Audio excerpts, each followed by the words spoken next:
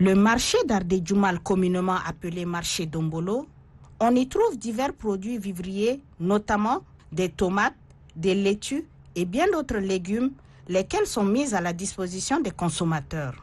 Ils proviennent généralement de certains quartiers de la capitale ou encore des villages environnants.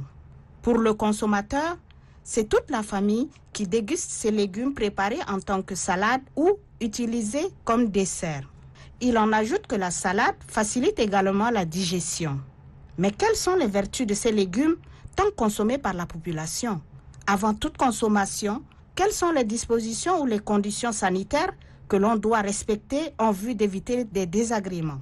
Voilà toutes les questions que nous avons abordées avec un nutritionniste, par ailleurs enseignant-chercheur à la faculté des sciences exactes et appliquées de l'université de N'Djamena. En consommant de la tomate, vous améliorez votre bien-être. Vous avez donc quelques éléments qui sont très importants.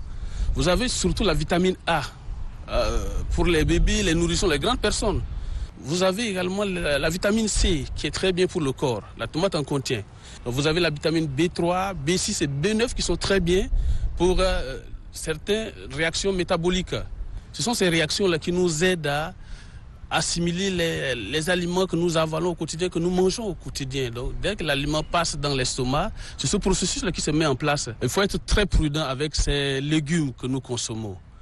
Bien évidemment, c'est la production, ensuite c'est la consommation. Quand vous achetez vos tomates, vous êtes dans un environnement déjà contaminé. Quand nous sommes au marché, par exemple, c'est un environnement contaminé.